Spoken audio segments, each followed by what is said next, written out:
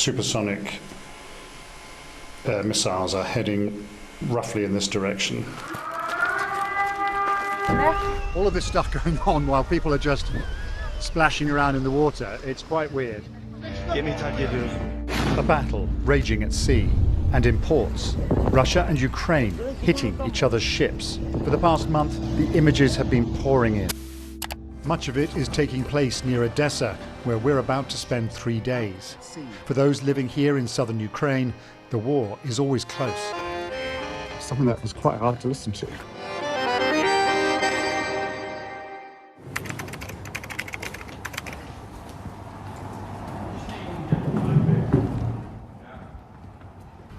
that boom boom boom I hear? It's probably tram. However, I'm not sure. Sure? I'm not sure. Felt a little bit like the rumbling of the tram. That wasn't. It's not. So defense, it's a drone. That crackling sound is the sound of people trying to shoot a drone down. But we can't hear the drone. So we've come to Odesa because for the last few weeks we keep hearing reports and seeing videos of Russian attacks on ships out in the Black Sea and also on all the ports in this area. And so it feels like another escalation in this war, and we want to see and feel what it's like to live here in one of Ukraine's most famous cities. It's a great place, bustling, full of history, apparently well known for its sense of humour too. What's the story? It's just the humor in Odesa. 4.5 years of war have given rise to some pretty interesting art as well. Oh, this is quite a nice battlefield, like war on the land, sea and sky.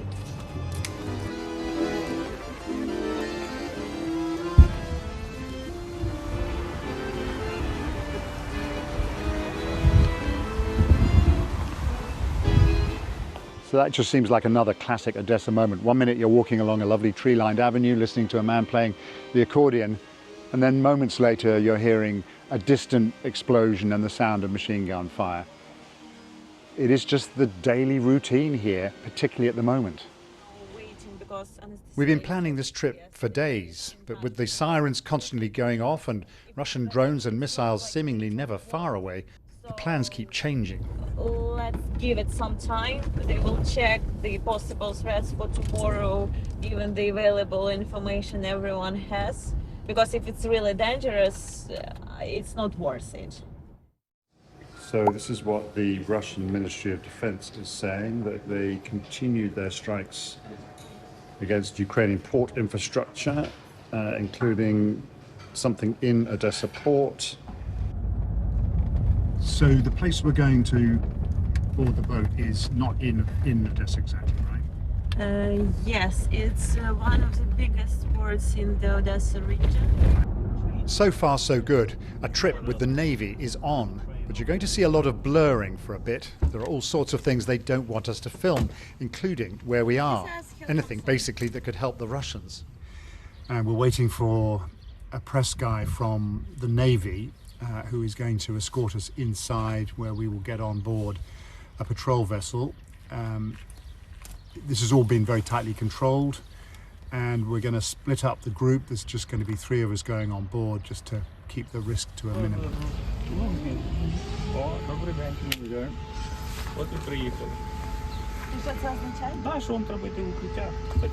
How many times a day at the moment? Less time, very many. So the siren has just gone off, and Andrei has suggested that we move to the nearest shelter, and there are a couple of them here. We're going to head for this one here. This happens a lot. Oh.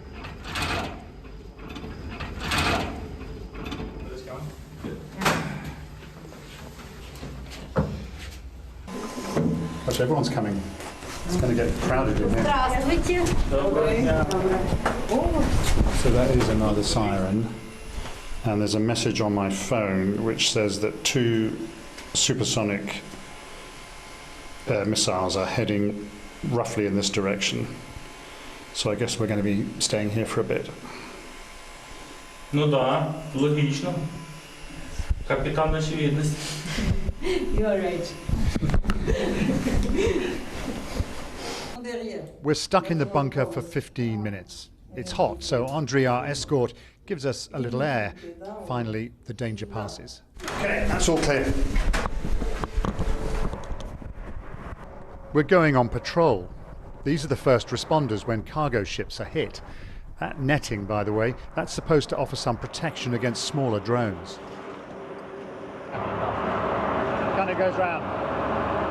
So as we exit the port, we're passing evidence of Russian attacks in this area. Unfortunately, we can't show you any of this because it's really important for the authorities here that the Russians don't know what is and isn't working. But we've seen ships that have been badly damaged by fire, another one where the containers, which are still on board, seem to be on fire. The risk is absolutely constant. Just І нам кожного дня доводиться рятувати команди або застосовувати якісь заходи, щоб не було цих атак, їх меншало. Але поки що вдається, як вдається. Робимо все максимально можливе. What is this other vessel? It's one of yours? Like this one? Okay. So Martin, this is going to be, we're going to pass one of the same boats as this, and we can film it.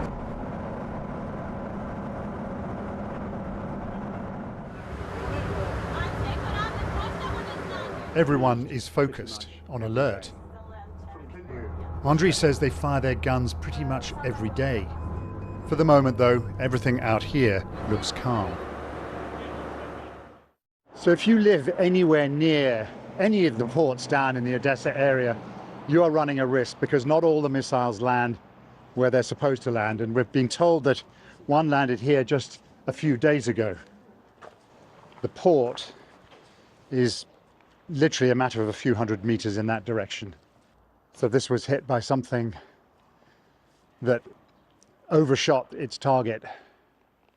And you can tell from the wreckage here, this was just someone's home, maybe someone's workshop. What a mess. This is Oleg. Hi, Oleg. Paul. He was working on... Christina. He was working and he was here at the moment when the attack happened, and he's ready for the interview. Do people who live and work in this area feel that they are somehow on the front line? Неприятное постоянное ощущение.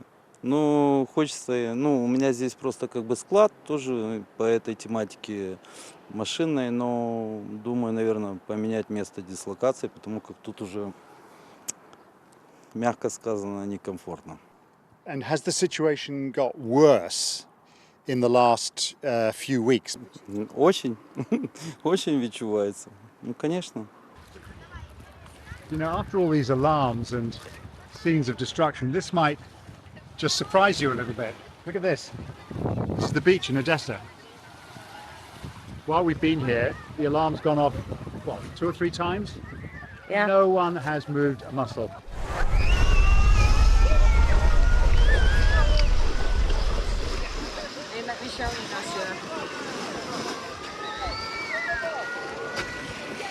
What does it say about this one? This is the alert we're getting. Which one? Like, how many did we have this today? 5. 5. Yeah. No, this one was over there. Nah. There are some sirens. Yeah. Oh.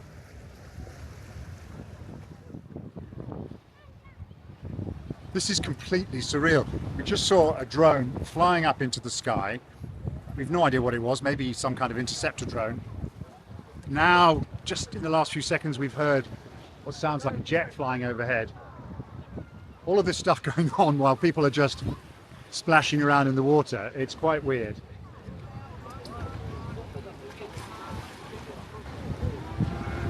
Oh, there more.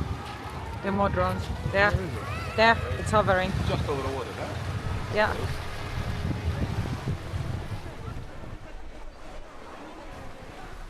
I reckon that's the one we saw taking off, and it's just come back.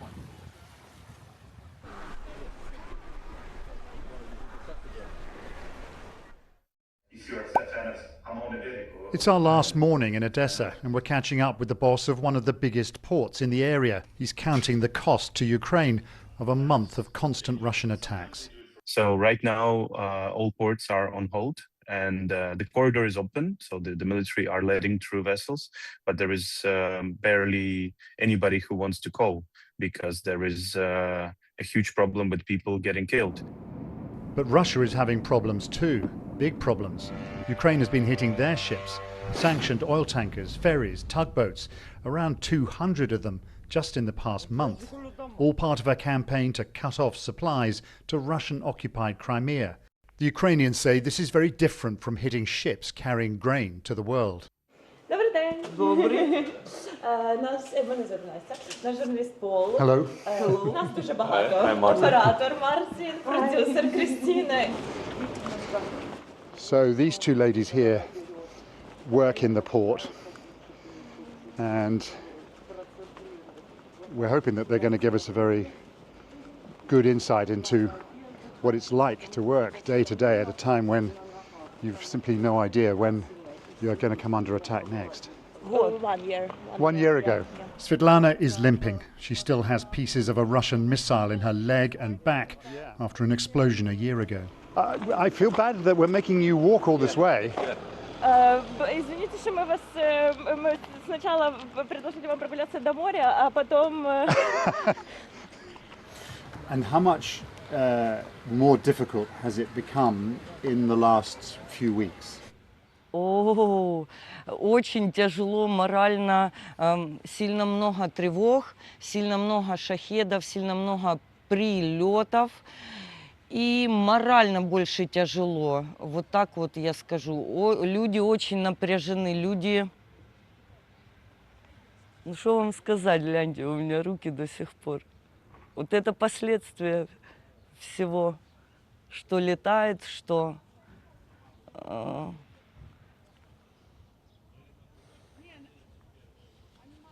Это при том, что, будем так говорить, я сейчас спокойная. Руки. Очень напряженная обстановка. Очень. Людям тяжело. Svetlana is from the Russian-occupied East. She's made Odesa her home. But the war won't leave her alone. She's clearly struggling. Бye-bye.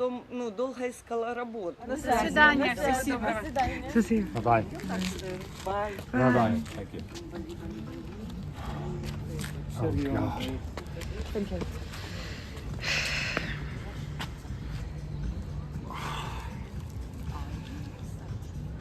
Something that was quite hard to listen to.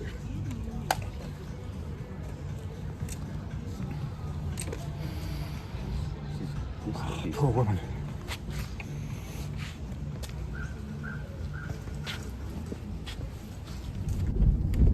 We're trying to find the site of an explosion we heard earlier. Serhiy is struggling. The alert is still on, so Google Maps doesn't work. That's because incoming drones use GPS too, so the authorities scramble the signal. Eventually, we get there. In the ruins of his house and garden, we find Andriy taking stock. Я после 12, поскольку мне 83 года, я отдыхаю пару часов. Я лег отдыхать и планировал, что я буду делать после обеда. Но теперь я знаю, что я буду делать. You seem to have a sense of humor about this whole incident. У вас еще чувство юмора остается после. Я же одессит. Если мы начнем плакать, то ничего хорошего с этого не будет. To meet Andriy and to get a little bit of legendary Odesa humor just a few hours after his whole house had been destroyed. Absolutely incredible. This is where he's going to sleep tonight. А это вот где вы сегодня будете спать? Да. Yes.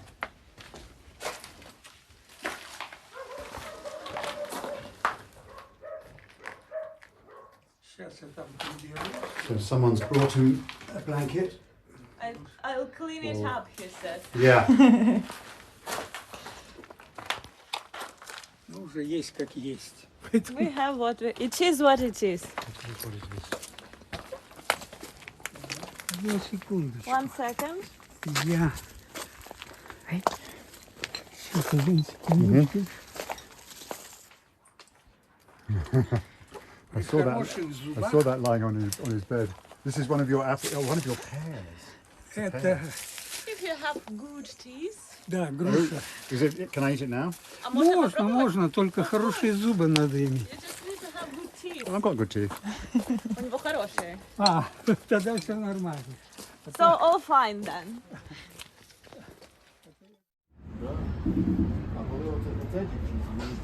So that heavy machine gun fire has been going on for several minutes now. That's one of the many ways that they try and shoot down drones. But as usual, no one is paying any attention at all.